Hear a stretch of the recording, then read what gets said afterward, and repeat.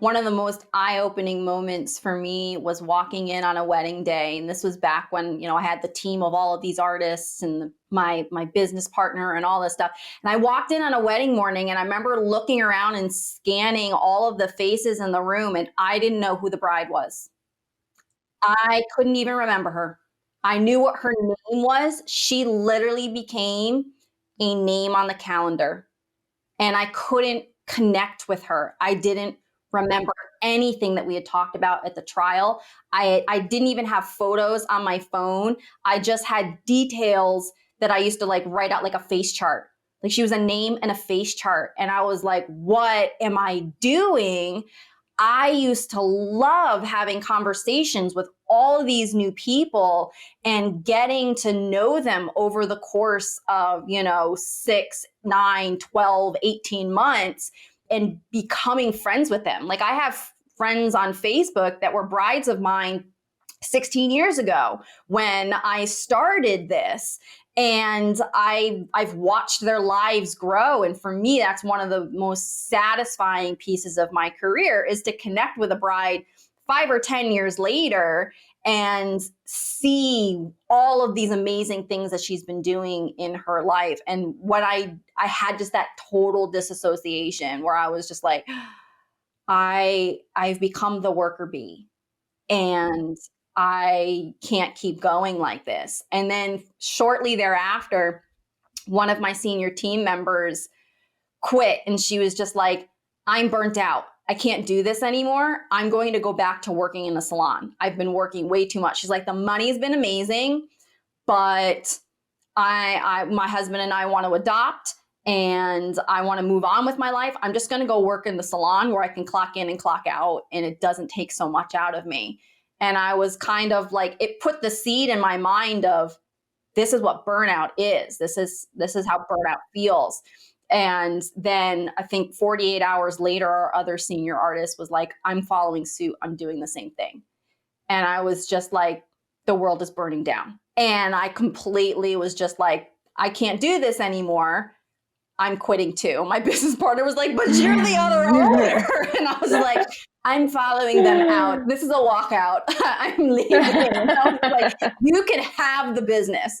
I was like, literally, I want my $1,000 that I put into the bank account. We each put in $1,000 to open a joint bank account when we started like the LLC and everything like that, and we built the company. I was like, I just want my $1,000 back. You can have everything else. It's yours. Do with it as you will. And she still runs the business to this day. And she still has many of the same team members that we had started with together and everything. But when those two people were like, I have hit burnout, I was like, oh, I have hit burnout too. I'm walking away. I'm done with this. I'm going to start a mommy blog. And that's what I did that for like a year, where basically I just lived at Hobby Lobby all the time and was like, I'm going to make crafts for Blogger. And that's my job now. And my husband was like, but you don't make any money. You just spend a lot of it. And I was like, whatever. I'm a mommy blogger. And this was like before Instagram was really a thing. And now I'm like, damn, if I was a mommy blogger today, like those chicks make bank. I know. And I kind of joke about this with my husband whenever I'm having a bad day. I'm like, I'm just going to become an influencer. Like, I'm just going to start to do less weddings. I'm just going to start to take a toe and step it out. And, that's kind of what I did with education, right? Like I kind of am like straddled now between bridal hair and makeup and education. And I feel like peeling myself a little bit away from being Rachel, the bridal hair and makeup artist for brides, and kind of creating a separate identity as an educator and as someone in our incredible community of makeup artists. That kind of also was a huge shift for me, and kind of re-identifying myself as like, I don't have to do so much more, but I can be so much more without having to give so much of my energy away so flippantly and work myself to the bone. It's so funny that you mentioned that, because I was thinking about that the other day because I was making dinner with my husband. And I was like, man, I'm so glad wedding season's over. Like, finally get to take a break. And then I was like, wait, no, now I have to like actually work to get some classes scheduled and look at travel for the classes that I already have booked. And then I'm like, oh my God, there's like this whole other aspect of my business that I didn't forget about because like it's still very much in the forefront of my mind. But I'm like, oh, I have this other hat that I can wear that I kind of switch over to during this time of year. And so I just thought that that was kind of funny that I was like, oh my God, yay, work is done. But then I was like, oh wait, no, there's like this whole other side of the coin for Oh me shit, that I I now still have have to to work. exactly. I'm like, oh, I don't just get to sit Damn. around until March. Like, bummer. So yeah, I thought that that was kind of a funny little mentality switch that I had literally just a couple nights ago. But I also think having different passions is really good because that's what's going to keep you fresh and excited and kind of keep that burnout that you were mentioning, keep that from overtaking your life. Because when I was funneling everything into doing weddings, that's when I was like, I'm literally on fire. I'm not even burnt out. I am like a ball of flames right now. So I'm having not burnt something out, else, I'm burning. I'm literally on fire right now and not in a good way. Yeah. Self-destructive. Yeah. I used to have that like every November because like September and October were always so insane for me. And it was like 10 to 15 weddings each month. And fall around here was there's a million things to do. There's all these fall craft fairs and there's farms and apple picking and this and that and all the haunted houses. And I was trying to like work every single Friday, Saturday, and Sunday of the month, being up at like 4 or 5 o'clock in the morning, getting home by like 1 o'clock. And I'd call my husband on the way home and be like, all right, I'm on my way home. I'll be home in 20 minutes. Make sure everybody's dressed and ready to go. Because it was like the only time I could do the fall fun stuff with my family was to shove it in at the end of the day when I was already tired and I was already exhausted. And so it was just like so much of me was getting drained out in September, and then October, and then November would hit and I would crash because now like there will be no weddings. And now since the pandemic, there's still some weddings, like November is becoming more popular and so is December. But before it was just like November hit and it just went from 100 miles an hour to full stop. And I would just collapse and I would just be like, oh my God. And then I was useless for most of November. And it was just like, I can't keep doing this. I can't keep living my life like this. I need to get better boundaries and I need to space my life out. What can I focus on during different times so that I'm not going from giving 100% to suddenly having zero and spend like telling myself I'm an absolute failure now because I'm not giving 100%. I would like wake up on Saturday mornings, like throughout the winter and like shoot up out of bed at like 6:30 in the morning and be like, what day is it? Oh, that's right. I don't have a wedding. But then like, I'm so filled with anxiety that I'm forgetting something because I was so primed to go, that I felt like I was forgetting something all the time when I was actually taking time off and actually taking time for myself. And so the last few years of my bridal business, I slowly started taking less and building up, you know, my coaching business and my education and all that kind of stuff so that it wasn't always 100% to just that thing. And then it went to zero during the off season.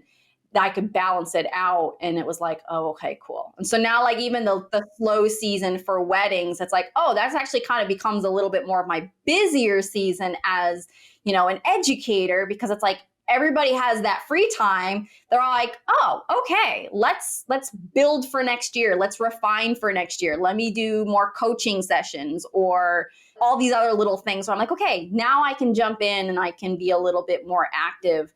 But I had to like really figure out, like you said, put a different hat on and be like, what can I do to still feel accomplished and so that I don't go from 100 to zero? What can I do? How can I space my life out that it's like 75% at all times? So it's never so high that I'm at burnout, but so low that I'm not doing anything. Where's the happy medium? Where's that balance for myself? And education was able to really help me fill that as well. And I think it's also such a good reminder that we are our own bosses. We don't have to take, our last wedding doesn't have to be December 31st. And our first wedding doesn't have to be January 1st. If we strategically map out our business plan, if we strategically plan financially and have a good financial plan for our business, there can be stretches of time where you don't work, right? Like we obviously there is still work to be done, but that doesn't necessarily mean that you have to be taking clients, because a lot of my one-on-one clients that I talk to that are artists, they say, well, what do I need to do to make money during the slow time? The slow time, I'm not doing any weddings and I'm not making any money. And my first question is, well, how are you setting your business up to be able to sustain itself if you don't work? Because it's to, unless you are already knowing that that business is there in November, December, January, February, you got to assume that there's not going to be anything. So what are you doing to set your business up to sustain itself during that time? Are you saving your money? Are you creating a business plan? What additional services are you offering? What type of plan do you want to have in place? For me, I just want to bank 4 months of overhead and be like, if I don't work, I don't work. And that's such a privilege to say that. I recognize that 1000%. I know that that's not possible for everybody. But if you can think about it in that mindset and then think, okay, then for December, I'm going to do holiday parties and mini photo shoot offerings, and that's going to be my offering, then you can set yourself up to have that plan in place. January rolls around, okay, now I'm going to offer one-on-one lessons for clients to treat themselves after the holidays to some new makeup. I can show them how to apply it. There are things we can do to set our business up to sustain itself during the slower seasons. You just kind of have to have the foresight in your business to think like, how can I set myself up? And like, what if I were to not have much work, right? Usually the work always comes. There's always a stretch of the calendar where I'm like, oh God, there's nothing there. Like I'm freaking out. And I know that there's savings, but like, I don't want that. I want to be able to sustain my business. I want to continue working. You know, we just kind of have to think like, what are ways I can sustain my business, but also honor that you just worked a year's worth of income. You just worked a year's worth of work in a stretch of 6 to 7 months. And like, that's a lot to bounce back from. Like you said, the other day I woke up and I was like, oh God, like, I'm late. And I was like, late for what? Like, you don't work today. Like, and it's just, it's a kind of a trauma response, as weird as that sounds. Yes. But it's our response to constantly being nervous about oversleeping, about setting 5 alarms, you know, and it's our body's natural reaction to constantly being on it, which we are for 6, 7, 8 months out of the year. We are on top of it. So we should be able to like honor our body and honor that, like, okay, like we can relax.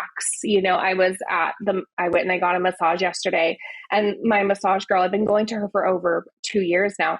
Literally my shoulders were diagonal. She was like, your right shoulder is 3 inches higher than your left. Like, you got to calm down. You need to release this tension from your body.